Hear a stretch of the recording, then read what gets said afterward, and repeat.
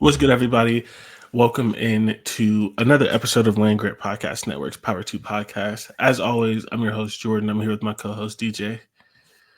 Yeah, you are. How are you? I'm fantastic. I am a Valentine's Day girly, so this is just like my favorite time. Like, I just love seeing everybody in love and posting on their gifts, like doing all their sweet dates and stuff. Like, it just makes me so much joy. So I'm in a good mood today. Love that for you. You're looking at me like, and I don't care. I don't care about Valentine's Day at all. And thankfully, what is the deep sigh for? Because I don't care about Valentine's Day people. Like, it's giving like the people who like brag about, I don't watch TV. Like, we don't care. We don't care that you don't care.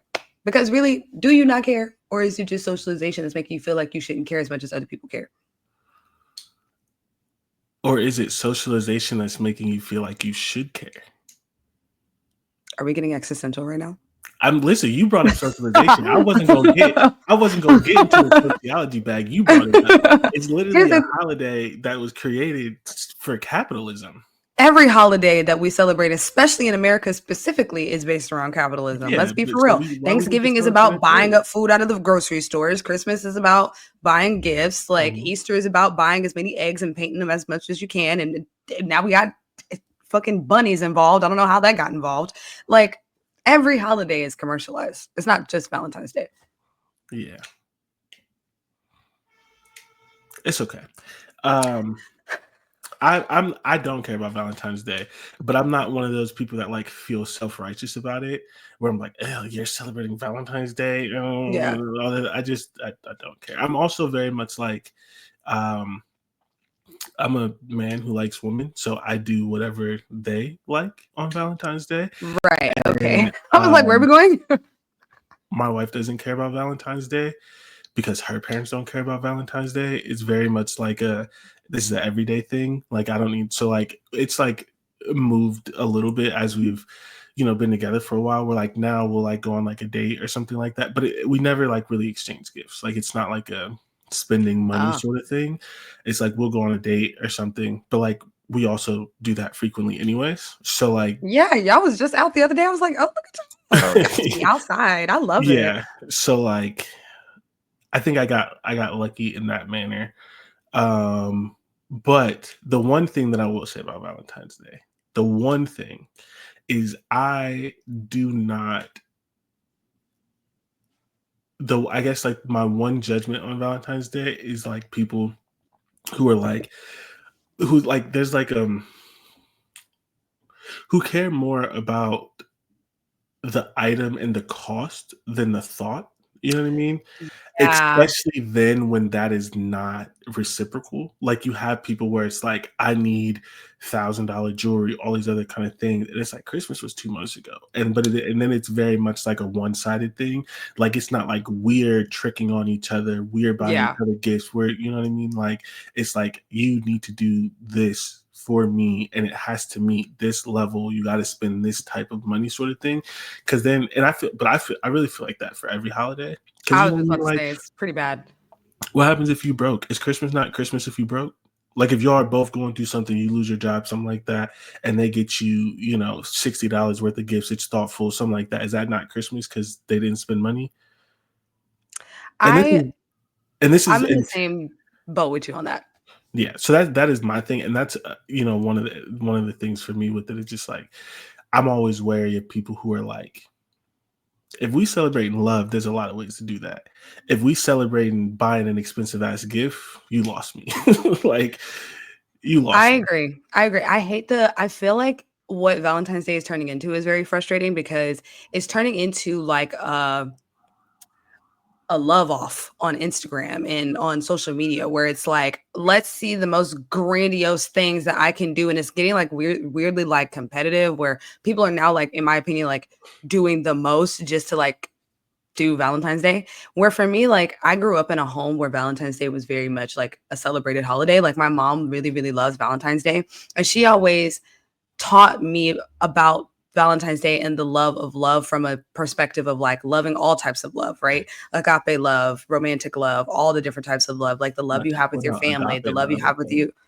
Period. Not the terms. Okay, I see. Period. Like the love that you have with your family, the love that you have with your friends. Like she encouraged me like to do nice things for my friends on Valentine's Day. Don't just like wait for it to be like a boy that you like or anything like that. And she was the same way. My mom was single for most of my life. So like it was never like she had men doing things for her on Valentine's Day. Like she just loved love, you know?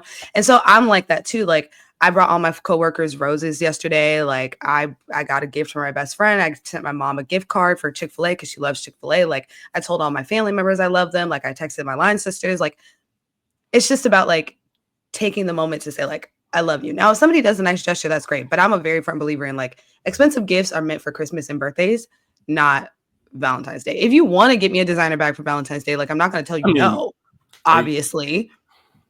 But I feel like Valentine's Day is more for like thoughtful gifts or like this is the time where you can do like silly shit, like buy each other like plushies and flowers and little candies and shit. Like this is where you do the cutesy stuff. Yeah, and I think for me, why I specifically say I don't really care for Valentine's Day is kind of like the focus on like What? it's like the Cat Williams joke. He said, "And this right here is a love seat. You can't even sit on that if you in love." like that. It's like that. Like you know what I mean? Like you can't like Christmas. Like it's not weird. Like you buy your little brothers and sisters, your family, whatever. Like you do. It's like a familial sort of thing. And then like Valentine's Day comes around, and it's just like this like Hunger Games for like who loves each other more, and if you don't have a date on Valentine's Day, and like all You these kind of suck. things, and it's all this Yeah. stuff, and it's just so much kind of like pressure on it, and this, and then it also for like people, first of all, like if you tell someone you don't like that, like especially as a man, which I get why, because I understand how men are. But like when I say I don't like Valentine's Day, it's always this like, oh, you cheap, you broke, and it's like, No. maybe I just had an opinion, but whatever. You know, I don't ever feel bad for men. That was not my point. But it's yeah, I just Neither do I. I just view it differently than like Christmas, Thanksgiving, even though they are also all for capitalism. Yeah, for sure. But in that end, I do think there has been sort of a shift as well. Like you definitely have like the over like capitalized whatever, but then you have other people, and I think like you are, maybe it's social media or whatever, but you do kind of see more just like celebrating love for love's sake sort of thing. Yeah. And, Yeah. yeah. I just feel like also too though, like I don't even want to open up this can of worms, but like we should be showing our love to each other like more than just on Valentine's Day. Like this is just another day. It's just like you may do something extra this day. Yeah. You know what I mean? Like this is the day where like I wear red instead of wearing purple all the day. Like, you know what I mean? Like, because we should be showing each other love throughout the year. Like this should not be when you find out how people feel about you. Like that's the other thing too, is like I think a lot of people pour everything into Valentine's Day and it's like, well, what were you doing the whole year? Yeah, like what about the other days? What about the other days? And I had a coworker, he said that he was like, me and my wife don't care about Valentine's Day because I buy her flowers every week and because I take her out all the time. So I said, shh, don't say that. It's a good thing my wife doesn't listen to this podcast. He was like, you're going to make me have to buy flowers every week. No, listen. Is she a flower girl? I'm not a flower girl. Like if you buy me flowers, that's great. But like, I don't. Please don't. Because I'm going to kill them. I'm going to kill them. Very So specifically, that's her whole thing. It's Like, flowers? yeah. But it's also not like traditional. Like she's not like a roses. Yeah, Kind of me like, too. she's like into flowers. Like you need to get her. You got to go to get the arrangement. Yeah, and it's like so the things you learn, like Trader Joe's has like the flowers, but like outside of Trader Joe's, like you're not getting like occasionally because there's no Kroger in New York. Occasionally when we're in Columbus, you might find something nice at Kroger. But it's like Trader Joe's and basically. Like Trader it's Joe's not has like good flowers. no red and white roses kind of thing. No. Yeah. But yeah. He was like, I got to buy actual arrangements. Now, I will say, ladies who are listening to the podcast, or gentlemen, or people in between, if you are dealing with someone on a romantic level and y'all have not pre-established that y'all are not into Valentine's Day, such as Jordan and his wife, and they don't get you a $4 bag of candy. They don't get you a $5 bouquet. They don't get you a little card or something like that. They hate you and they want you to die. Just so you know, if it's not already established between you two that Valentine's Day is not a thing and you are romantically involved with somebody, they hate you if they don't do anything. If they don't acknowledge it, they hate you. I'm sorry. And I do believe that. A lesson to be taken from this, communication is key. Don't wait until Valentine's Day to be like, "Oh, I don't like Valentine's Day." Yes, yes. That's stupid. That's dumb. That's crazy. Like, you know what I mean? Like it's one thing to be like, you know what I'm saying? Like, I have a lot of things that I won't get into on this podcast, but I'm also not like super into like Christmas and like, but that's for other reasons. And like, you know what I mean? Like, I would not have a wife if I was like, yeah, but I don't celebrate Christmas, so we're not celebrating. You know what I'm saying? Right. Like, that's crazy. Like, you know what I mean? Like you know, like it's like I don't really like my birthday, so like I'm not, you know what I mean? Like, you know, so I'm not gonna do nothing for your birthday. Like, that's not how that works. You should probably communicate that. And I had then a guy also, try to pull that with my friend. He literally was like, "Oh, I'm randomly Jehovah Witness now all of a sudden right before your birthday, and I don't celebrate birthdays." And she was you like, gonna celebrate "Excuse this me?" one? Like, what are you talking about? Like, She was like, "What?" Yeah. That doesn't really work. You should probably communicate that. Things to be discussed when you're getting to know someone. And before we move on, the last Valentine's Day lesson that I have, because this is the thing that I think bothers me the most. First of all, like the people that like you. Like, period. But all day. More importantly, like the people who like, I don't want to say this where I don't have to explain it too crazy. Find someone that likes the things that you like. You know what I'm saying? Like, if you don't like Valentine's Someone Day, who's in alignment with you. Yeah, exactly. Alignment. Yeah. If you don't like Valentine's Day, there are women, men, and other who don't like Valentine's Day. But don't date someone who likes Valentine's Day and then try to get them to not like Valentine's Day. Exactly. If you like flowers, there is someone, man, woman, or other, who will buy you flowers. And if they won't buy you flowers, don't try to force the person that won't do it to do it. Like, if you, and it's the thing that comes with like the social media and TikTok and all that other kind of thing. It's just like, I want a stay-at-home wife in this economy, but if you want a stay-at-home wife, there are women who want to be stay-at-home wives. Don't so badly. Take a career woman and try to make her a stay-at-home wife. If you like, I want a man that pays all my bills in this economy, but there are men who will pay all your bills. You and 50-50, if you want Valentine's Day, if you want Christmas, if you don't want Christmas, if you like this or you like that, you can find someone that kind of agrees with that. We don't have to. This topic is why I would give up this podcast immediately if we never had to listen to other people have this conversation. Because this topic is why podcast mic should be banned. And the answer is so simple. Just find someone that agrees with you. Like, whatever it is. There are people, and I am not getting into it because this is a PG-ish, PG-13 podcast, but there are people who have some interesting kinks and beliefs and things like that. And you know what? They find people like that. There are people who, even regular shit, like, I like anime, but I don't go to an anime convention. But you can find people who's going to cosplay with you. Like, on the basic level and on the non-basic level, there are people who like everything. You know what I'm saying? Like, if I'm like I love football, my wife doesn't. If that was a problem for me, I could find someone that likes football. You got to find a girl who likes football. Yeah. But it's not a problem for me, so it doesn't matter. But like, you know what I mean? I'm not gonna sit here and be like, all right, you gotta sit down with me every Saturday so I can teach you football, and you gotta be as passionate about it as I know. Like, that's crazy. No, if that was a requirement for me, I could have just found a woman that liked football. They exist. Because I know a lot of them. There are women who love sports. So I'm not saying that in any type of way. I'm just saying there are women out there who love sports. That is my Valentine's Day lesson. Just find the person that is in alignment with you. I agree. Y'all are putting too much stress and time and energy to try to change people. When I agree, 100%.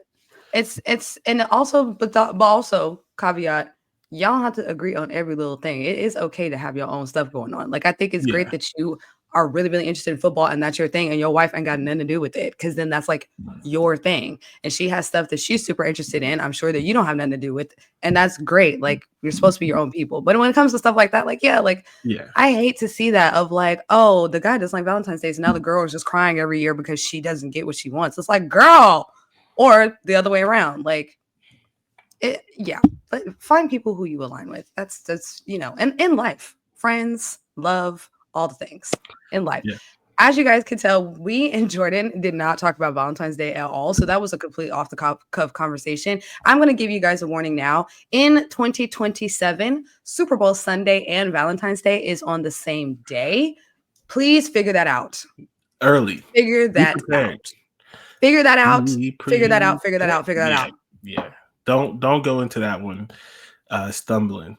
And you'd be like, yeah, it's Super Bowl Sunday. I'm with the guys. And your significant other is like, but it's Valentine's Day. You got to figure it out. Have the conversation early. And mind you, that's a Sunday. So you got Friday, Saturday. You got all if y'all got certain types of jobs, President's Day is the next day. Like, figure it out. Figure it out.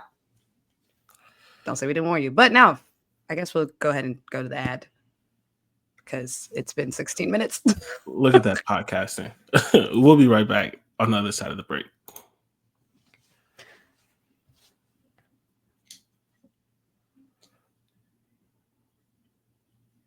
What's good, everybody? Welcome back to Land Grant Podcast Network's Valentine's Day show. Where we talk about the power of love. That's what it is. That's what this podcast is about.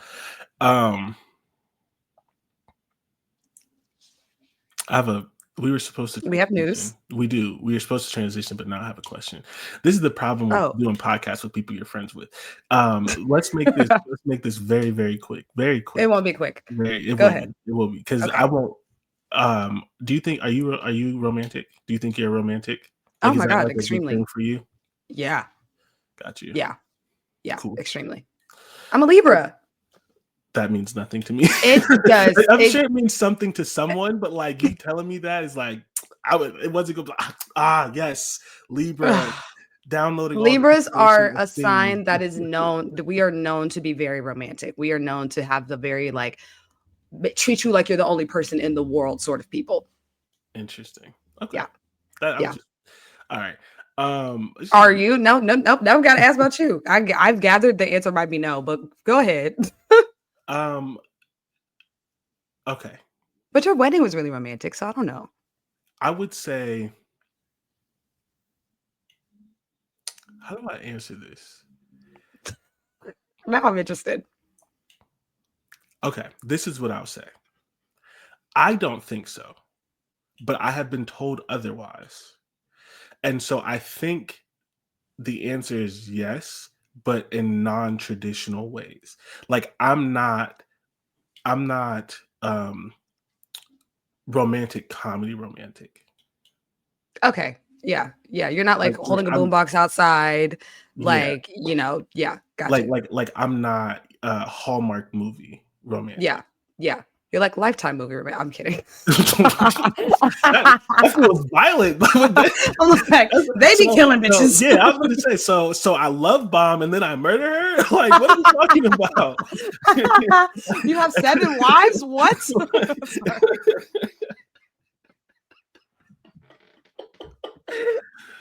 That's insane. I'm sorry. Oh my God, yo, we are friends for real. I'm sorry. Okay, please. I'm sorry. Please keep going. No, that's it. That's it. So I would say yes, but I don't want to say like non. I guess the best way, like, I'm very much like I guess I would say like I'm very much like I thought of you sort of thing. Yeah. Like, very much like I have like go buy her favorite snack, bring it home on your way home from work. Something like that. Yeah. Or like I have like a notes app on my phone of things that she likes and stuff. So I like know what I'm like buying, like stuff like that. But like I'm not like send flowers to your job, boom bot, like, so I would say no, but I've been told otherwise. So I gather that it's just not in your like romantic comedy, traditional, like in your face sort of way, but it's in like the gestures and the thoughtfulness of things. See, I was gonna say something, but that's gonna take us in another direction. That's why I'm like, we are not talking about sports if I continue. So All right, yeah. So love we'll that. move on, but Love now that for us. I need you to write that note because now I want to know. But anyways, Ah, um, the word socialization was gonna come back up. yeah. All right. See, So so I was like, we yeah, gotta. yeah. Write the note. We'll talk after. Ohio State hires Matt Patricia as defensive coordinator. That has What a been a last name. move that has had some things behind it. We'll I don't see. even know who he is. Uh, he's a former defensive coordinator for the Patriots under Bill Belichick. He won 3 Super Bowls with the Patriots. He's also a former defensive Lions head coach, and he sucked, got fired in 2.5 years. And then he did some odds and ends stuff. But Odds and ends is crazy. yeah, there's some stuff behind it as far as like some like off-field things in the 90s, and then there's also the question that people always have with like, is he good or was he just Belichick? And then he failed as a head coach, but like that doesn't mean you're not a good defensive coordinator. It's just very much like some people love it, some people hate it. In the Ohio State fan base, my feelings on it are, I think the process was good, so I will wait to see the result. Yeah, very In much that, like we'll like, see what if you happens. Yeah. trust Ryan Day, which my trust has risen a little bit, I don't say it's fully there because he still has some things to, but He my has to one beat Michigan, we yeah, know. yeah, but my biggest thing is like, right, it's just like he did the interviews, he talked to college guys, he talked to NFL guys, he didn't rush it. It took almost a month, all of these things. So if you trust the process, even if it's a bad hire, because not everything works out, it wasn't rushed. He didn't go hire a friend. He didn't just promote from within. Something happened in the interviews that convinced him and the rest of the staff that this was a good move. Hmm. That happens, and sometimes it fails. But this is not a move that I can outright say, oh, this is horrible You love or because you hate just it. went Yeah. and hired your best friend. You know what I mean? Like they're like that sort of stuff. So the best that I can give you is the process I think was sound. And so if it works, it works. If it doesn't, Ryan Day has shown that is not afraid to fire people. Penn State hires Stan Drayton as running back coach. Also, Stan, quite the name. yes, I will tell you this because you may not know this, and a lot of people may not know this. Stan Drayton is one of the better running back coaches in the country. He is Bijan Robinson's running back coach. Hmm. He was, if I remember correctly, he was at Ohio State for a little bit. He has put a lot of good running backs in the league, and then he got a head coaching job that he was not good at. But it's also a school you can't win at. Got fired, and now he's at Penn State. I think that's a good hire for them.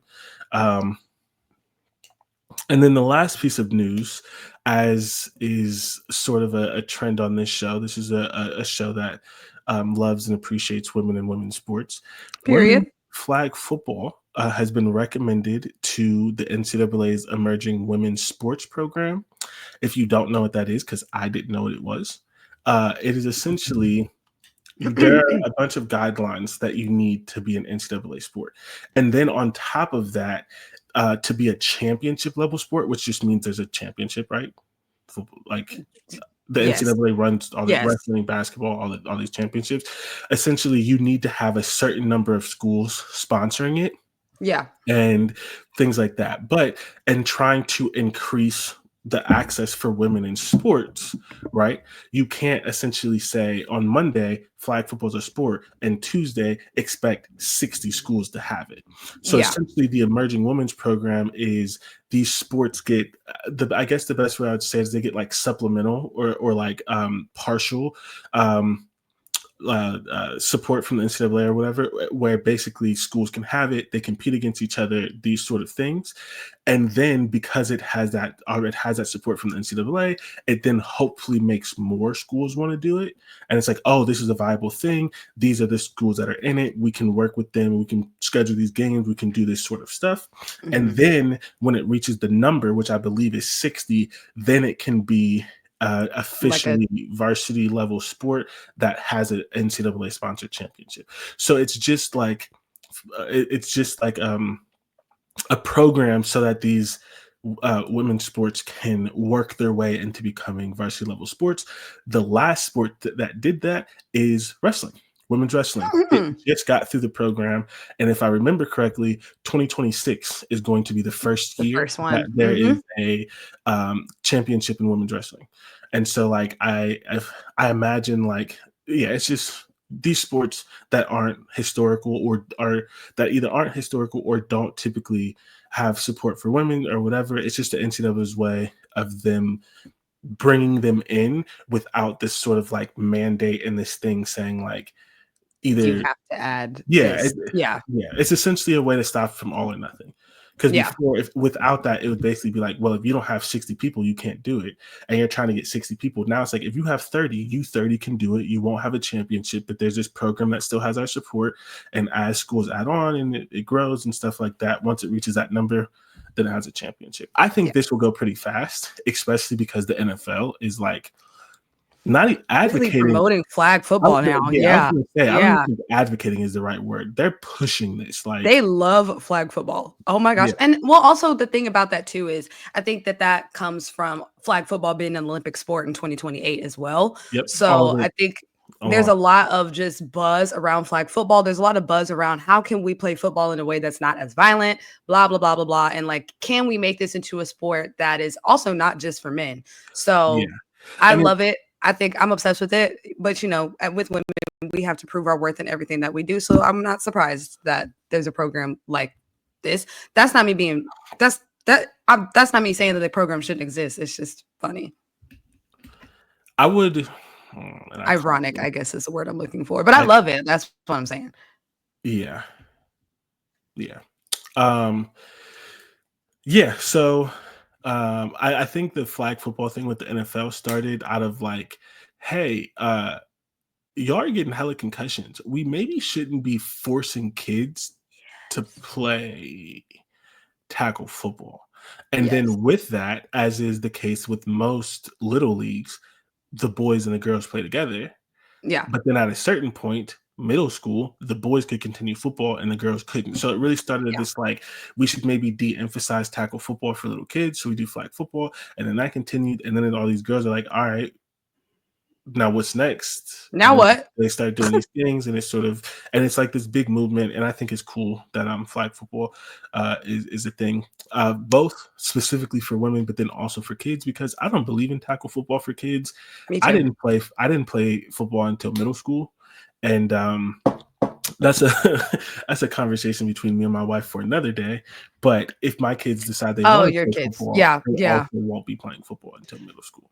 I They think that she I would prefer if they don't.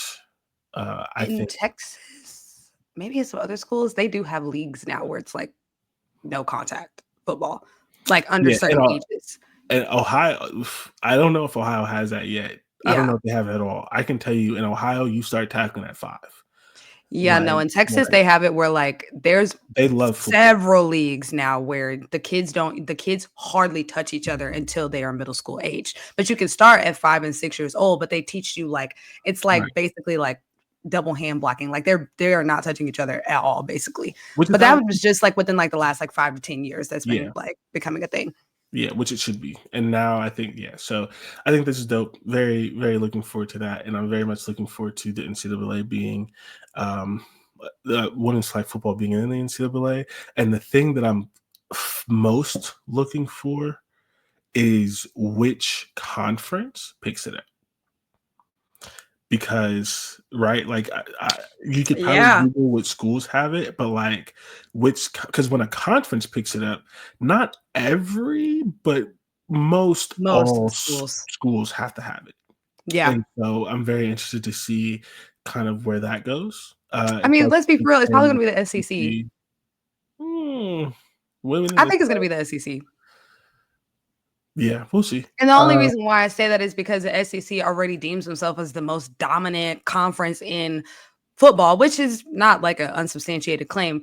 Um, maybe not this year, but in general. So I'm just like, it kind of makes the most sense that they would be the ones to be like, That's let's hop hilarious. on this train. I view that totally opposite from you for the same Really? exact reason. For what? Oh, you think it's Big Ten or? Yeah, or the Big Ten or the ACC, and the reason why I say that is because I think the SEC is like football is a man's sport. Like I could very much like the Fair, that's dominant fair. in football and all this sort of stuff, and then them just like being really slow to adapt it because like football is a man's sport. the That's fair. Southern That's also Bell fair. sort of BS. Yeah. So Which conference is the most like forward thinking? I can't really I really am asking because I really don't know. Like the I would vibes. so it probably would have been the Pac-12, but they Mm, no longer exist. right. So I would probably say the Big Ten or the Or ACC. the The ACC. ACC has some of the, it has some Southern schools in it, but it also has a lot of schools in the Northeast and Yeah. on the East Coast. Yeah. So I would probably say one of them. But the other thing with the Big Ten though, and one of the reasons why I say that, because the other thing is like budget and money, and a lot of Yeah. schools are like cutting sports, and most, at least that I've seen, Big Ten schools aren't, and they sort of have the money to support it, and so like I could, because you also have to think about like the money to support and things like that. From a financial piece as well, I could see the Big Ten, those schools being able to add another Front sport it. and Yeah. and Yeah. that those considerations as well. Yeah. I wonder what the roster limits would be because if it gets to a point where like it could have some good Title IX implications, I wonder how many schools would participate in that just because of Title IX too. Like See, if now you're thinking. you Now know you what I'm saying? Because I'm like, 'cause I I feel think like a the lot budget. more schools, if it's like a 40-person roster for women's flag football, that opens up so much Can you more for them. can you explain that? I don't think everyone knows what you're talking about. Oh, yes. So Title IX is a law that was put into place in the 70s that basically mandated that there had to be equitable like opportunities for athletics and at in college, basically is a short way of describing it.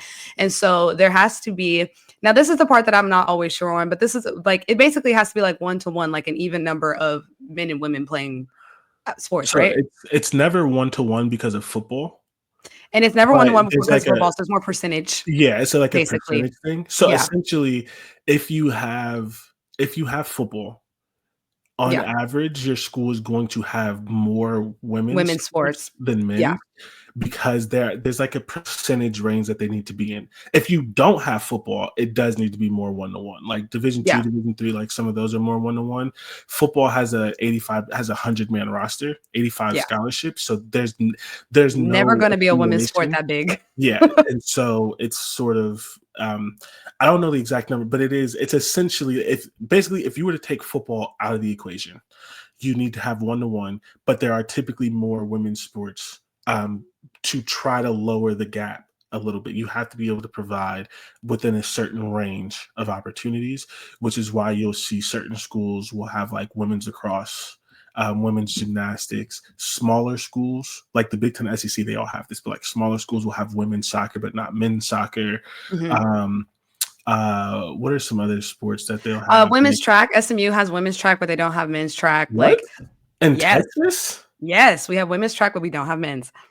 Yes, I That's know. crazy. I On the know. West Coast, you'll see like women's volleyball, and it's another reason why, even though men do play volleyball, a lot of people There's don't not a lot have of men's men's volleyball. volleyball. Yeah. They have like women. And sorry, I said women's volleyball. I meant women's beach volleyball.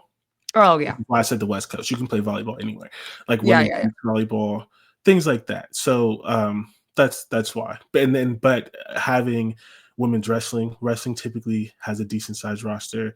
If women's flag football, those level of sports and roster spots is definitely going to help. And I also think that's probably another thing. I don't know if it's an NCAA sponsored sport yet, but I think the next one would probably be women's rugby. And if they Women's do have rugby, it, rugby in general, I feel yeah. like it's gonna be an But I NCAA but I sponsored yeah, sport. but I think they would do women's rugby before men's, probably, depending on a number of So things. But I've I don't know. spoken That part is, I'm just guessing on that one. I've spoken to the CEO of CEO of USA Rugby. He's really cool.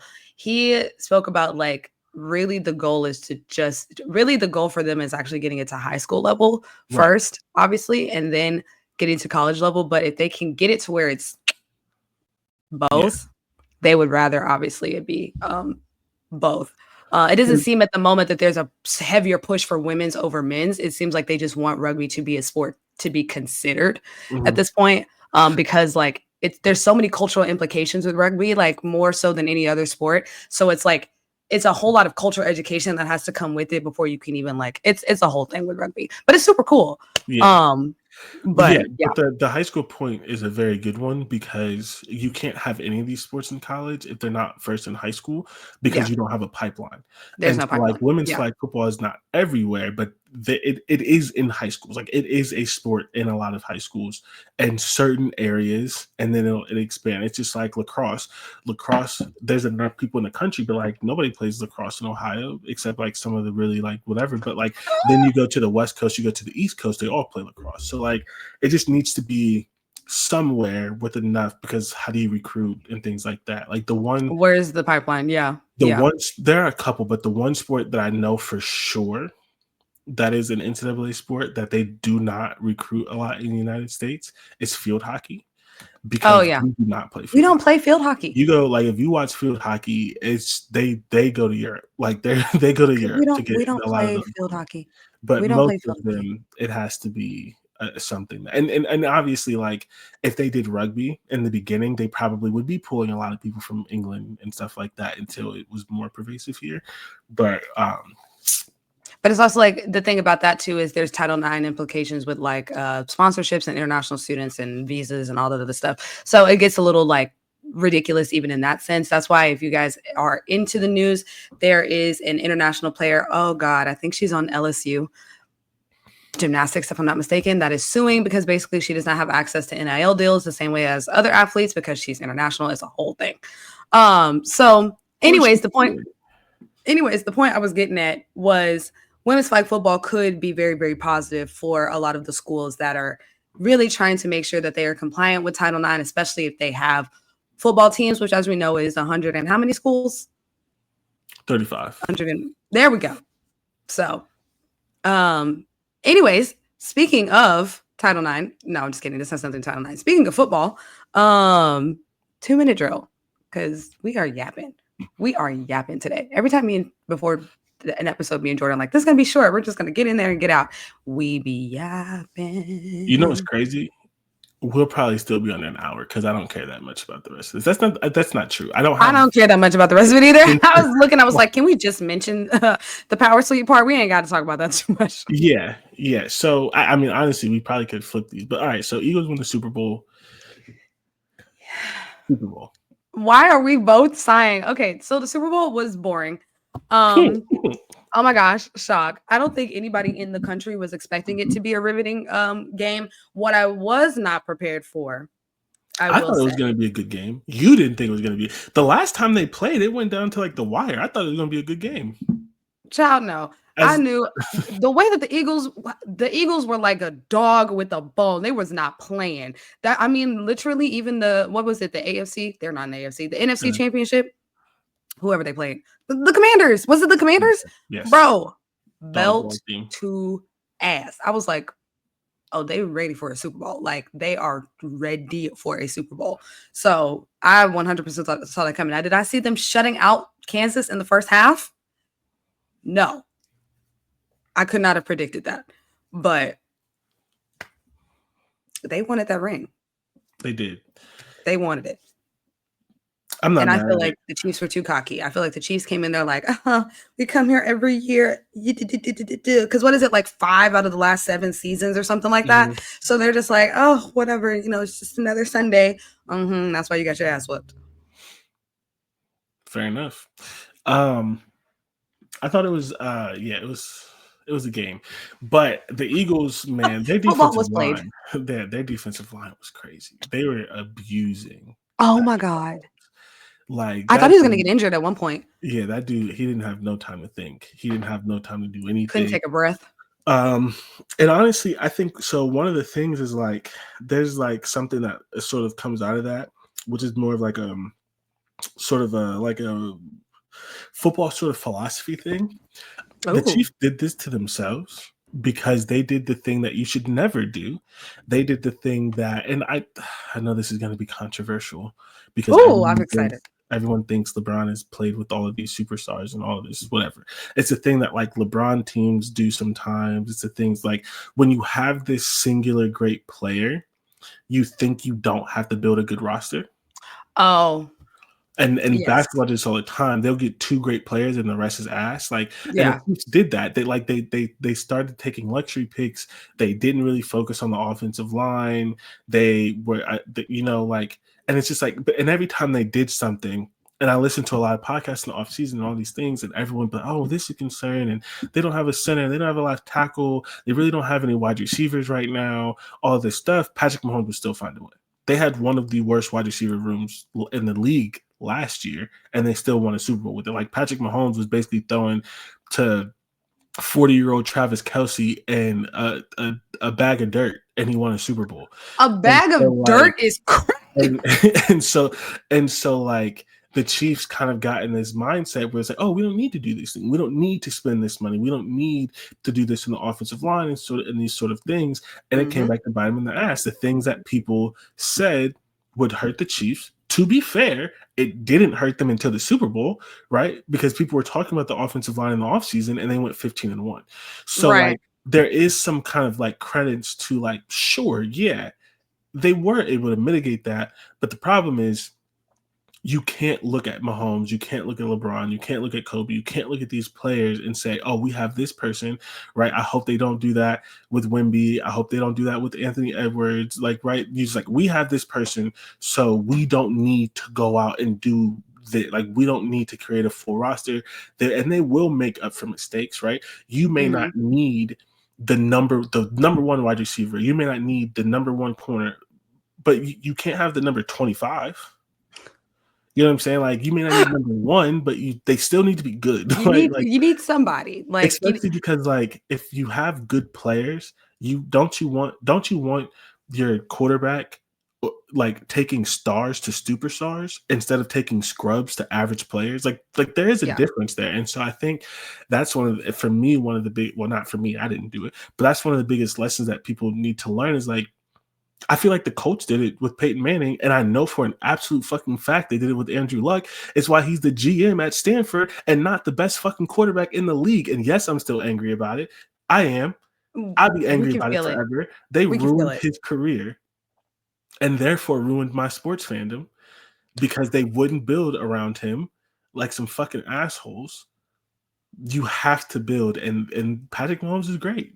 He got and them. it's like, don't you want your quarterback to not have to work as hard? Right. I think about that too. Like, don't you want your marquee 10-year contract quarterback to not have to work as hard? Yeah, like why are you making it hard on him? Why are you making it harder on him? And yes, he's gonna find a way, and that's great, and that's a testament to him as an athlete. Like, no one's taking that away from him, but he shouldn't have to work that hard. He shouldn't have to work that hard, especially because you're the Chiefs, right? So you don't have to convince anybody to join your roster. You don't have to convince a goddamn soul. Y'all are winning. Y'all are going to the Super Bowl every year. Like, it's not hard to sell. So go get the stars. It's not hard to sell. Go get the stars. So that way Patrick can hang out in the pocket because he has some of the best O linemen in the league. Like, that is what is supposed to happen. Because if you give him time to block, who's stopping him? If you give him time, if he has time, if he has time to think, which he did not have time to think because his O-line was boo-boo trash.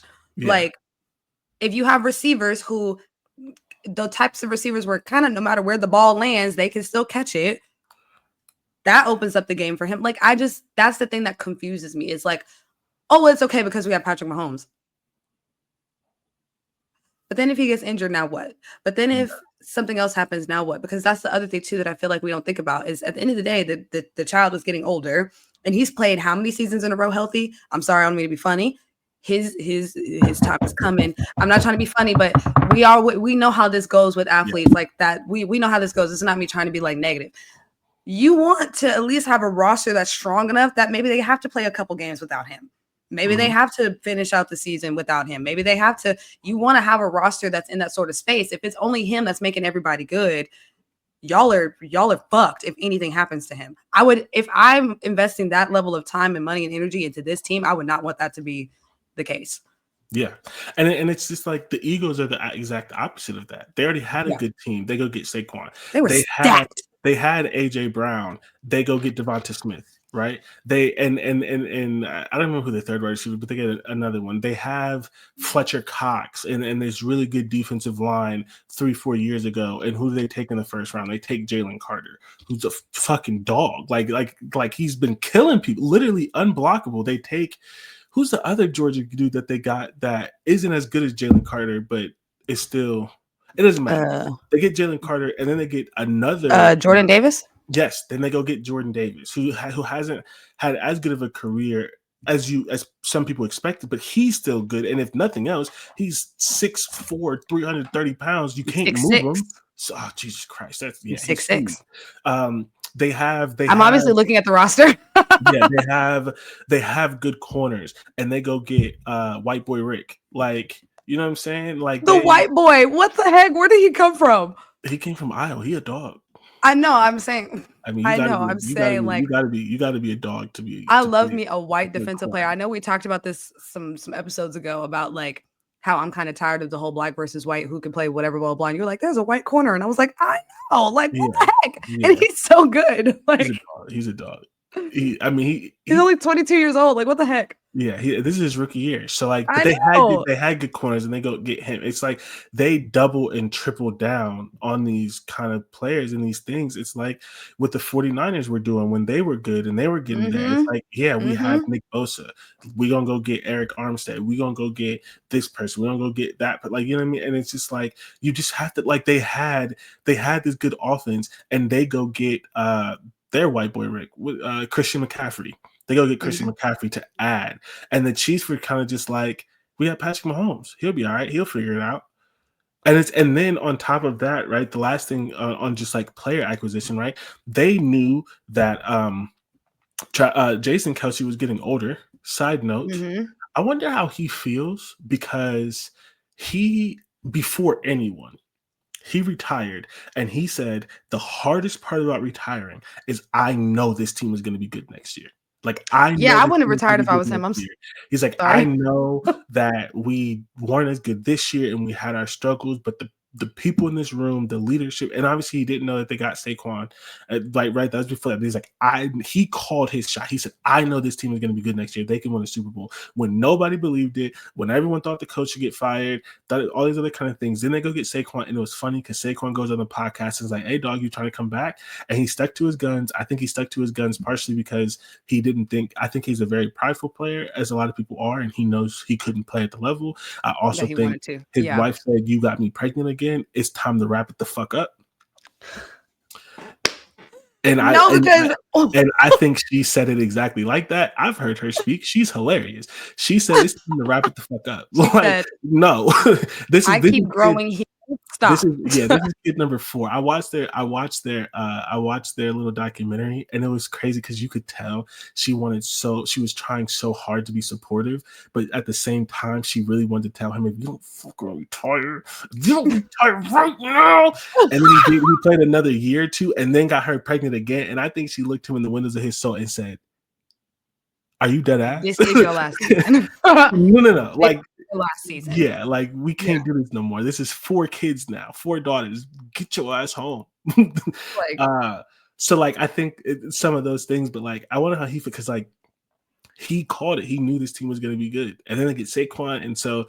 But to the reason why I bring him up initially is they knew he was getting older, so they took one of the best centers in the league. In college. Put him under him, and maybe there was a little bit of a drop off, but like there wasn't really a huge drop off. And Jason Kelce's a Hall of Famer, but like they saw it. They said, "Oh, he's gone in a couple of years. Let's go get this high pick. And the Chiefs, who are they replacing Travis Kelce with? You know what I'm saying? Like if Chris Jones isn't going to leave right now because he just signed a new deal, but like they were like Fletcher Cox retired. Either last year or he just now retired. I don't remember exactly which one. But either way, they knew Fletcher Cox was getting older. So what do? They go get Jalen Carter. They get these players who are like, yeah, you're a first round, second round pick, but you're not even going to start for us right now because we still have Jason. We still have Fletcher. Yeah. But when they do retire, you're going to be ready. And I think that is a strategy that a lot of people should adhere to, and they don't. I won't get into why. but I will just say a lot of GMs are stupid and don't earn the job that they get. And I know people will disagree because a lot of people believe that when you get into these rooms, it's because you earned it, but I'm not stupid. A lot of them don't know what they're doing, but you know who does? The Eagles GM. And I'm The not even Eagles saying GM. that the Chiefs don't. I just think I think the Chiefs got too comfortable because Like there I said, was yeah. a time that they Yeah. were doing that. And then they got rid of Tyreek Hill and they won again. So then they're like, oh, so we don't need our star corner. We can let him go. I think you might have needed him, right? That's insanity. I think you might have That's like I get it work with Tyreek, but I don't think that that's something you should repeat. Like I don't think you learned the right lesson. no, like So yeah, I think that's a big storyline for the Super Bowl. I think my favorite storyline from the Super Bowl is obviously Devontae Smith. He becomes the 5th football player in history to win a Super Bowl, a national title, and a Heisman Trophy. I'm obsessed with that. I love that. One of the few, I think one of like 4 wide receivers to ever win the Heisman. So Jeremiah love that Smith for him. next. Who? Oh, Jeremiah Jeremiah Smith is next 100%. But he's one of 4 wide receivers to win the Heisman because, as y'all know, they act like the only person who's important on a team is a quarterback. So it's very, very exciting for him. I love his story. I love that he was that there was another thing going around, like he lost a championship, I think in the same stadium, like a high school championship in the same stadium that he now has won a Super Bowl in. So love that story. And then, of course, with that story, there was also Jalen Hurts and Devontae Smith were on that Bama team that won the Natty in 2017. So very sweet of them to be, I think, one of the first wide receiver quarterback duos to win both a national championship and a Super Bowl on the same team. So just to give you that college football tie-in, look, some of these connections they just stay and they keep and they age like wine. So Yeah, we love to see it. You did a very good job, but I need people to understand how crazy this is. So I'm going to read off some accolades that you didn't list. Oh, I got yes, the please. Wikipedia pulled up. Oh, 2-time first team All-American, second team All-American, unanimous All-American, SEC Offensive Player of the Year, SEC Male Athlete of the Year, Sporting News College Player of the Year, AP College Player of the Year, Paul Hornung Award, Fred Biletnikoff Award, which is the best wide receiver award, and Walter Camp Award, which I think is I'll just look the it up. best Go ahead. football player. It's the best football player. Yeah. The Maxwell Award, which is another best all-around football player. The Heisman Trophy, which you already mentioned. College football offensive MVP of that Super Bowl, because he's a 2-time college football champion. Yes, 2017 and 2020. One in 2020, Yes. he was the MVP of that championship. And then, of course, as you also mentioned, a Super Bowl champion, and he had a touchdown in that game. Like he wasn't just on the roster; he played well. He was playing. Yeah, Devontae Smith is who we're talking about, by the way, because you kind of just went into it. I thought you said his name. You said his name first, and then we started using ambiguous pronouns. I'm just making sure that people are on the same page. He's 26. 26 years old. He was born in 1998. Yeah, I don't know if he's like gonna be good enough to make it to the Hall of Fame, especially because we're gonna get into this space where we have he's gonna be in the College Football Hall of Fame, but we're getting into a space where we have too many good wide receivers where like some of them aren't gonna make it. But if he makes it into the Hall of Fame, I think he's gonna get there. I think he's gonna get there. I will say I hope he does. If he makes it into the Hall of Fame, you take those stats and you add the college football, because he's going to be in there with all the awards and the 2 championships and everything, and the Heisman, and the NFL Hall of Fame. That's insane. I personally don't think he's going to be in the Hall of Fame because he's not even the best wide receiver on his team. And please, for the love of God, that is not a diss. Everyone, anytime you say someone's not greatest, he's playing with AJ Brown. Like, please, it's not a diss. He's very good, but he's not the best on his team. It's AJ Brown. It's clear. He's playing with AJ Brown. Like it is what it is. But either way, he's gonna have an amazing career. Like that. Not getting into the Hall is not shade. He's gonna get into. He's having an amazing career. He's gonna continue to have an amazing career. I think he's gonna have a great career when he becomes the guy. I think he's going to have a great career. That's not what I mean. I think he's going to make his Hall of Fame case once he becomes the guy. I don't know if that necessarily happens on the Eagles or if that, once he gets into a contract year, he moves around, whatever. But when he becomes the guy, I feel like that's when it's really going to open up for him, because like his yardage per season is going down, obviously, because he's playing with AJ Brown. So like he was having thousand yard, receiving yard seasons a couple years ago, but that's why I'm like, I think once he becomes the guy, I think we would be having a different conversation. Yeah, we'll see. I honestly, like, I think he has a talent. It's just there, like, you know what I'm saying? Like, my thing with that is just there are too many, right? Like, yeah, it's a saturated market. Yeah, Jeremiah Smith could come in the league and be a better wide receiver than him day one, and that would be nothing. I'm not saying he would. I'm saying he could. He's that level of talent, and that doesn't mean Devontae Smith isn't great. But like you know what I mean? Like Marvin Harrison, somebody's got to get in, and Marvin Harrison Jr. or Brian Thomas or Malik Neighbors or one of those guys could surpass him next year because of their level of talent. Like there's just so many of them that it's just like somebody's got to not make it. Yeah, which brings us back to the original point of there's too many wide receivers for the Chiefs to just be out here naked. Dog. But anyway, there's too many wide receivers out here for the Chiefs to just be out here with their pants on the ground. Like, please, like that makes no sense. Yeah, I'm just like, same thing with Penn State. Please get some wide receivers. Like, there's just too many. Like, no receiving touchdowns in a game is crazy. Don't get me started on Penn State now. That's a choice. That is such a good point. I feel like a good running back is so much harder to come by at this point than a good wide receiver. And Penn State has two of them. Come on. And actually what's really, to me, the hardest to come by, and I do wonder about the development of this position as we continue, is tight ends. Like, they're so hard to come by. So that's why I'm just like, to your point, who are they going to replace Travis Kelce with? I don't know, but there's a guy, I think he's a senior. Oh my God, what team is he on? He's like really good. He's like really, really good. And he's a tight end, white dude. He played in the postseason, but what team was he on? Oh, you're talking about Penn State's tight end. Is he a senior? Yeah, he's in the draft. But they're not going to get him. They're not going to get him because he's not going to draft it high enough. But he's going to. So we'll see and then move on. And we removed one of our topics because this does not need to be a 2-hour show. We just moved it to next week because that's when but it doesn't matter. Okay, so I like that. Yeah. On that, I do just have to say, Colts Nation, I know you don't listen to this podcast because if you did, you would have protected Andrew Luck. Colts Nation, please do not draft Tyler Warren. He's a great player. We don't need him. He is a luxury pick. We are going to look like the fucking Raiders who drafted their tight end and won 7 games. And yes, he's amazing. He set every rookie record there was to set as a tight end. What did the Raiders do? We don't need the Raiders exist, Tyler. What I'm saying, and I've been reading about the Raiders.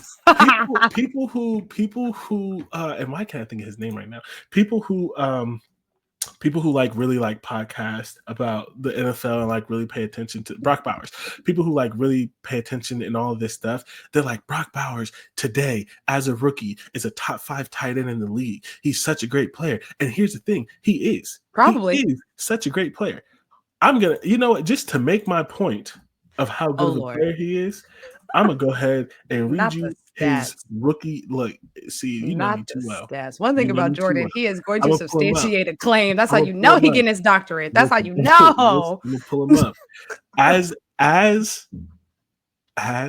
a rookie, he had 112 catches for 1,194 yards and 5 touchdowns. He averaged 10.7 yards a catch. This guy is amazing. This is not an anti-Brock Bowers take. He is absolutely amazing. But guess what the Raiders did? Nothing. Can anybody tell me what the Raiders did? They went 4-13. So please, Colts, we do not need a tight end. Anybody else? First of all, we need a corner. We don't have nobody. I could play corner for us right now. Okay, now wait. That's how. I'd love to see you get out there and play corner. I would live for that. The BTS content for Get Defensive Sports Network, follow us on Instagram, would be brilliant. Oh God, it would be so embarrassing. But that's the point. Our corners are embarrassing. Nobody likes any of our corners except Kenny Moore. He's getting older. What do you mean? A tight end? I'm so tired of seeing a tight end drafted to the Colts. We don't need him. Listen, I can't even get into the draft when it comes to the Cowboys because we just don't know what we're doing. To me, I'm sorry, this is our time. We have to get a young quarterback. I know that Dak just signed that big ass contract and all of that Not stuff. this year. This year sucks. Get him next year. This year, There's next a year, lot of good. There's a lot of good talent to get that will make your team better for when you get that next quarterback. You cannot get them this year. Just telling you. I will agree with you. There's not a whole bunch, but that does need to be a conversation that should be had. Is within the next couple of years, who are we looking at? Because that's the other who thing we're looking at, our next franchise quarterback is in this draft, the next draft, or the draft after that. Period. And the next 2 drafts are going to be really good. Yeah. But we're gonna do something stupid and draft a and the Colts kicker. are too. They're gonna draft the fucking tight end that we don't need, and then the whole draft is fired, and we're gonna do something dumb. So, anyways, this is a preview though. For next week's episode, we will be talking draft and combine. So get into that. But moving on to our 2-minute warning, because we've been yapping. Do you want to go first? I mean, because I don't have much to say. You go first. So Unrivaled 101, the tournament ended yesterday, and shock, Nafisa Collier won. And I have 3 thoughts. Number 1, I hate that me and you talked about who we thought was going to win, and that person didn't even play because she was injured. That was crazy. I also really didn't see Nafisa winning this, and that's my bad. That is my bad. It's a tainted ring, isn't that what people like to do? It's a tainted ring. Asia wasn't out there. It's a tainted ring. She's not. I'm just playing. That was the thing. I'm like, that was my bad though. That was my bad because I do forget that Nafisa Collier is just prolific. Like that is the word. Do you know the worst part about her winning this? She didn't try. Like, I'm not saying she didn't try in the final. I haven't watched it yet, but the first 2 rounds, she didn't try. She was like, "I'm better than you." And this is her league, isn't she? She's one of the co-founders. Yeah, she's one of the co-founders. She's a hooper. Yeah, I agree with you. She didn't even try. Like everybody's like Skylar Dickens Smith and all the young players, and they hoop and they running around all this stuff, and Nafisa's like, I'm just here so I don't get fined. And then she's nasty. She's brilliant. And because also a lot of people, people probably are not aware, she's also the reigning defensive player of the year in the WNBA. Now, a lot of times in the WNBA, when you get defensive player of the year, it is a consolation for you not getting MVP. That is usually who the defensive player of the year is in the WNBA. It's not always the best defender. And so a lot of people felt like, oh, she got DPOY this year because she was second in voting for MVP because obviously Asia became the MVP. No, that girl is a really, really good defender. Like and I know you haven't watched it yet, when her and Aaliyah played against each other, Aaliyah is bigger than Nafisa.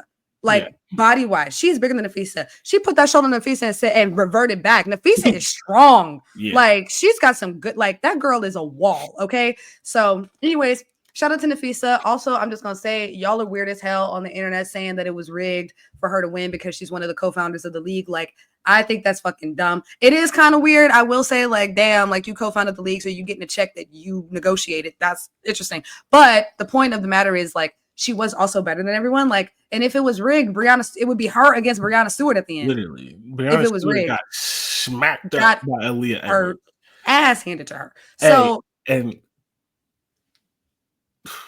y'all better hope the Washington Mystics figure it out, because if they don't, and Aaliyah Edwards hits free agency whenever she's able to, and she joins a real team, like the Aces, over. Good night. Like, I know a lot of people wasn't paying attention to Aaliyah Edwards, right? It was Caitlin Clark, it was Angel Reese, it was Paige Beckers, Aaliyah a hooper, and there's some things that she didn't get to show because she played with Paige, which right when you have a singular talent when like you're that, on UConn, with her, and also like when Paige is dribbling, you don't get to show that you can dribble as much, but like Aaliyah was a hooper from day one. Aaliyah came into the Mystics and immediately made a difference. The problem with the Mystics was the Mystics were losing games by 1 and 2 possessions. So their record was not indicative of what it was that they could actually do. They were losing games by 2. They were losing games by 3. That But the was the only reason they problem. were close is because of her. And that's what I'm getting at. The only reason why they were even close is because she never let up. She had a great rookie season. It was so irritating that the only people that they wanted to talk about was Caitlyn and Angel. And I will even say, like, they were the only people that anybody wanted to talk about because Rakia was also having a fantastic rookie season. And Alyssa Peely was also having a really great rookie season. Alyssa Peely got a ring in her first year. That's not true. Alyssa Peely went to a championship in her first year. Jalen Sherrod got a ring in her first year. But the point I'm getting at is, everybody Who does Peely play for? Alyssa Peely played for Minnesota. That's why I was like, I lied. Sorry. But she went, is the point. Oh, that's right. New York one. Yeah, you're right. Yeah. Okay. Jalen Sherrod is the rookie on New York. Very, very good story. Go look up her story. She actually she got drafted to New York. She went there for training camp. They released her. And then they picked her back up in the middle of the season. And then she actually ended up playing a little bit in the postseason. She didn't play, I think, in any of the championship games, not that I know of. And now she has a ring. So she went from didn't even think she was going to have a WNBA career to a ring in her first year. Love it. She played for Colorado. Oh my God, she's great. She's great. Short, but really good. Anyways, the biggest thing is shout out to Nafisa Collier for winning the one-on-one tournament. I also love the one-on-one tournament. I'm obsessed with it. I want more of it. I want them to do it again. A lot of people have been saying this, and I agree. I do think they need to split up the guards and the posts. I do not think that guards and posts should be playing each other. I just don't feel like that's fair. It's one-on-one, baby. It's what you got to do. It is one-on-one, and that's the thing. I'm like, I kind of sort of get it, but I would like to see what it would look like if it was like a guards and posts like split, at least like for the first round, and then once you get in there, then it's like all mixed up. But at least for the first round, a little bit different. Like I don't think that the fans. I don't think we needed to vote. I think that it should have been seeded based on like how they were doing in Unrivaled. Also, Breanna Stewart is not a one-on-one basketball player. Yeah. So she shouldn't have been a number 1 seed. It's just like it's because of the voting. Anyone who talks about LeBron, who knows LeBron, will tell you he's not a one-on-one basketball player. He does not play one-on-one. People have tried to get him to play one-on-one. He won't. And so like that, like LeBron, I don't know how good he would do in a one-on-one basketball tournament. Like, and speaking of that, Breanna Stewart losing, everyone immediately clocked it. They were immediately right. This is why the NBA will never do it, because if LeBron, I think LeBron would be fine. He may not even join it, but like if like a KD, he's not going to opt in, or a Jason Tatum, like one of those players got upset. Like imagine if Jason Tatum got upset by like a rookie, by like Wemby Thompson, which might happen. Amen Thompson. Oh yeah. Like that, and that might happen. You know what I'm saying? Like that might, right? Imagine Dalton Connect get out, not Dalton Connect, other white boy Rick. Cooper Rush. No. Cooper He's a hooper too. He's a hooper too. Who's the guard for the Lakers who just dropped 45? Oh my God. Austin Reeves. Austin Reeves. Yes. Austin Reeves is taking somebody's soul.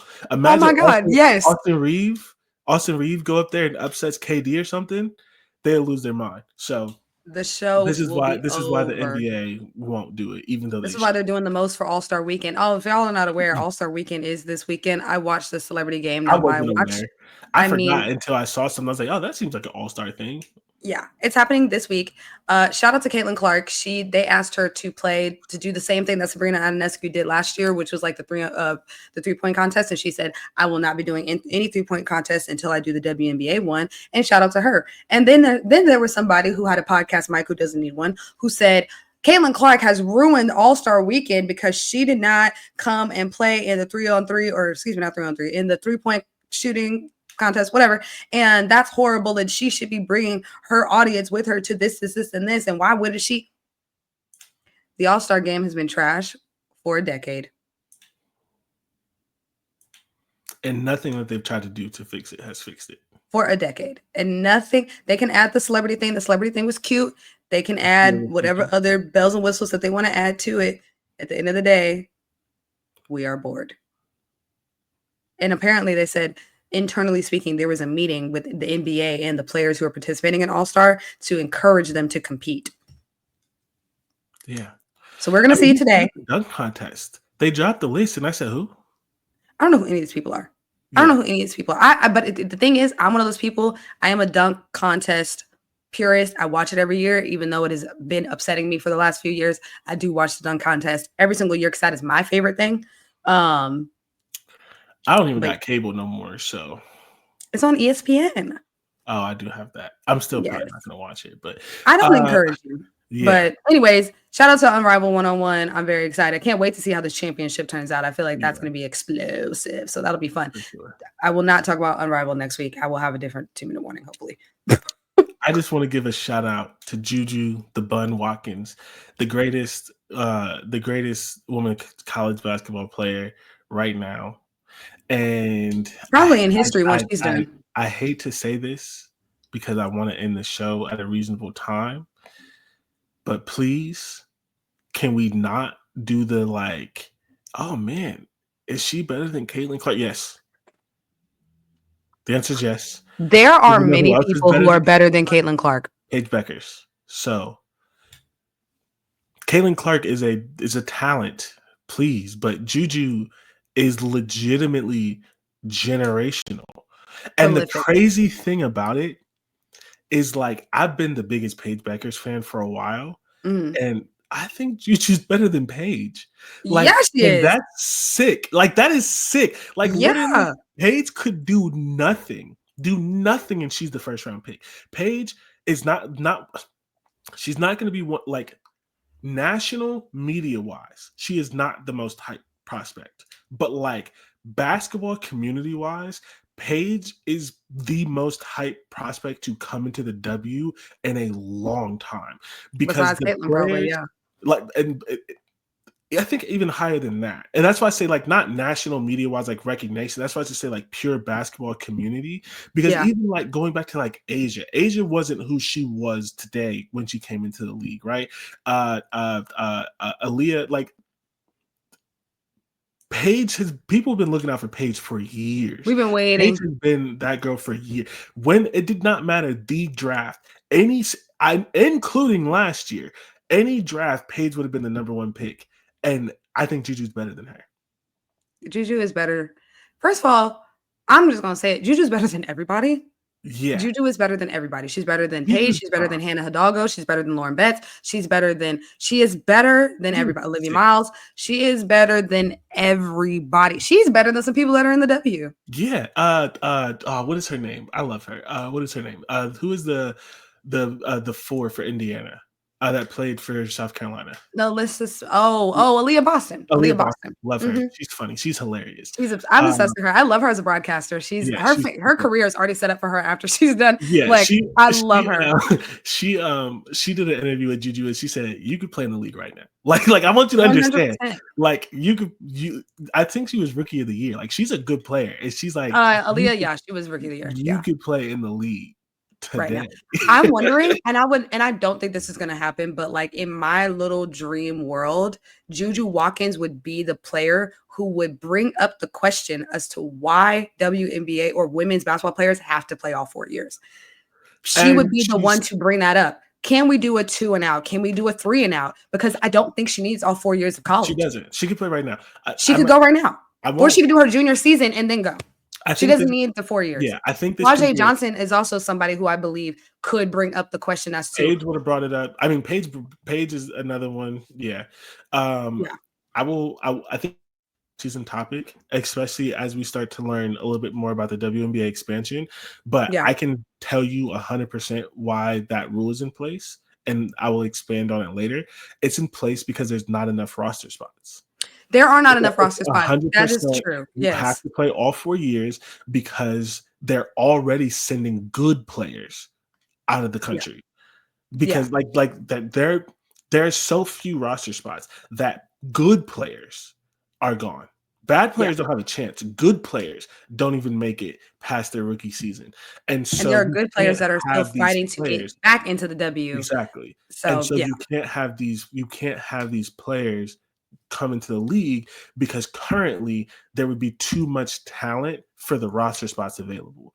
Which brings up bigger question of why are the rosters so damn small? Because what ends up happening throughout the season is you got to sign randoms for hardship contracts Mhm. because 3 players are injured and now you only have 8 active players, 9 And it's active players, not whatever. yeah. And so And we know it's because of money and salaries and yeah, being able to pay people and all these other things, but we also know that the WNBA is growing. There's more investment, there's more money coming in, and all these other things. So it just brings up the whole concept of like, we're not talking just expansion, just team-based expansion. We're talking about expansion across the board. Like, we yeah. can't get 16-man rosters. Come on. We They're can't going get to and I don't know when, and it's largely because I don't trust the WNBA to get it right.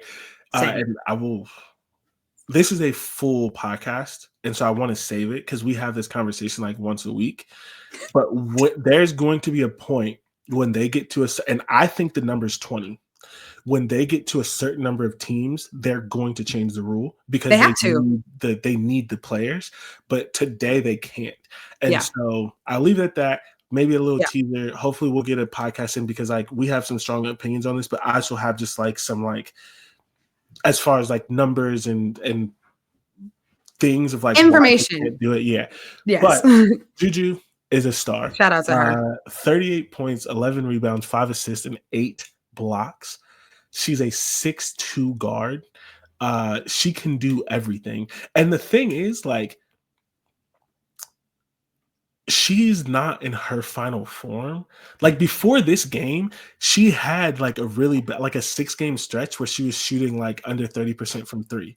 Yeah. So like she still is hot and cold. She's She's still still I mean, developing. part of the Yeah. reason like they and on top of there being good players, part of the reason they ultimately ended up losing last year is because she got into her like solo bag. And I think that'd be a little bit easier not to do because I think the roster's a little bit better, but Yeah. she still sort of had that like high school mentality of like I'm the best player out here, and so she wasn't facilitating and was getting herself into some traps. And so there's some things that with basketball Yeah. knowledge and skill and Well, it's just because things that teams happen did. as you Yeah. develop as a player and you get more training and you see more things and all that other kind of stuff. Juju's sick. She's amazing. I love her. And Lisa Leslie said this on the podcast with Angel Reese that, the biggest thing that Juju is going to have to learn is when you are the go-to player, you have to learn when to facilitate and get your other teammates involved and when to ask for the ball back. And that's her biggest development point is that she feels like, okay, well, if the game is on the line, it has to be all me. But the problem is, as the season goes on, once you get into March Madness, teams are developing their defensive schemes based on you. So you have to also be prepared that as you get into these top Elite 8 Final 4 games that they're going to want to choke you out. So then what do you do when the defense starts choking you out? You can't keep forcing stuff. You can't force a shot up. You can't force a foul. You have to learn how to get Kiki Irafin involved and the other guards because you are also playing with other All-Americans. She's not playing on a team full of scrubs. She's playing on a very, very talented roster. She just is the best one. So getting your other teammates involved, once she gets that, I'm terrified.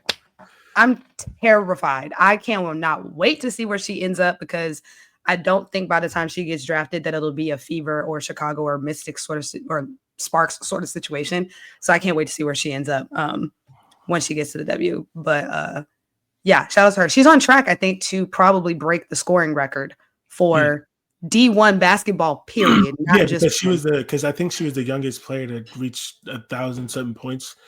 Yeah, no, she's the quickest. Yeah, that's what I mean. Yeah, in the NBA they call it the youngest, quickest, whatever. Yeah. And she's already beat Caitlin Clark's record for something to do with threes, but she's already beaten 30-point games against ranked teams. Oh, most 30-point games. Yep. Teams and some other things. She's ridiculous. And my last call to action of people who don't listen to me, Juju, call LeBron. LeBron, call Juju. Call Juju. Whatever, whoever. Anyone who hears this, if you got LeBron's number, send that text and say LeBron, call Juju. First of all, if you have LeBron's number, you need to be hitting us up because we trying to get sponsored. We love him. Big LeBron fans. We'll come on the shop. For sure. God, LeBron, you're getting up there in age. I know you're still one of the best basketball players in the world. It is time for you to make the Kobe turn and start training women athletes. It's time. Do we think that that's really what he's going to do, though? Because I feel like LeBron is going to be like, thank you so much. And he's going to like He's go gonna own gently a into the good team. night So, and do like, like fundraising and own a team and like yeah. not fundraising. What am I trying to say? Community work and like own a team. Like I don't feel like he's gonna be So like, to be honest with you, and this is an unfactored opinion or whatever, I think it's gonna be. I don't know that. I can't think of an example right now. It's gonna be a passion project thing. yeah. It's just like like LeBron only has one or two schools. Like he hasn't pushed the team LeBron thing, right? Like Kobe had sorry, Steph has a team where he's signing athletes before LeBron, and that shouldn't have happened. But it's because LeBron's not pushing it. He's only at like FAMU, and he's very selective on like where his brand goes and things like that. One of the Mhm. only players that we know he tried to sign was Luka, and Luka ended up going with Jordan, but like he wanted. And honestly, I would not be surprised if Juju is the first athlete under LeBron. Like he's very selective on like who Who to, he to put associates his himself with. brand under. Yeah. Yeah. And so that's As why he should be. I think Juju could be one of them. Like I think he's it's just like I guess the example would maybe be like Shaq. Like I don't know Shaq training anyone, and then he trained Angel. You know what I mean? Like I think it's going to be very so. Like Lisa Leslie isn't just out here training everyone, and like she's taking Angel in there. He's Like I not. think it's going to be one of those sort of like selective kind of things. Yeah. But Lisa Leslie actually started a real estate company to help athletes purchase their first and second or whatever, like help them purchase homes and like understand like what that process looks like and whatever. I was like, yeah, real estate company, like, girl, that's so random. But I yeah. love that. Like, But like you know, like Juju's LeBron, and she okay. needs to get into LeBron school. And I will end the podcast here. Part of the reason I say that she's LeBron, she's a 6'2" guard, which means at 6'2" she can play 1 through 5, which is one of the 100%. unique things that LeBron can do. Paige can also play 1 through 5 because she's also tall. 6 foot, 6'1", 6 feet. She might just be 6 feet. She's not 6 feet. She's tall. She Paige? I think Okay, maybe she's I maybe don't know. she's 6'2". 6'1", maybe. I don't know. But Juju's LeBron. I'm putting it No, here now. she's 6 feet tall. Interesting. That's still tall for a guard. Yes, Especially when your 100%. tallest basketball player outside of Brittany Griner is like 6'5". Like you can No, still 6'7". 6'7". who's 6'7". Camilla's 6'7". Oh, Camilla's the rookie Lydia though. Rue is 6'7". Also young. JJ, Jonquel Jones, she's 6'7", I believe, 6'6". There's no way. Is she? Yes. Jonquel Jones, yes. All right. She is tall as hell. Hold on. I See, thought we're she. having a whole conversation, but no, yeah, Jonquel Jones Yeah. is 6'6". Okay. So I just BG is the tallest at 6'9", but yeah, a lot of these, they're getting up there. A lot of the Jonquel's not young, but a lot of the really tall ones are young. Before that, it was like 6'9" and then 6'4", 6'5". Doesn't matter. Anyways, Juju's we're LeBron. yapping. That's it. Shout out to Juju. I can't wait to watch you in March Madness. March Madness is gonna be fun. Thank you as always for listening, and we will catch you next week. Follow the show on Instagram and on YouTube at Get Defensive Sports Network, and we will be back next week.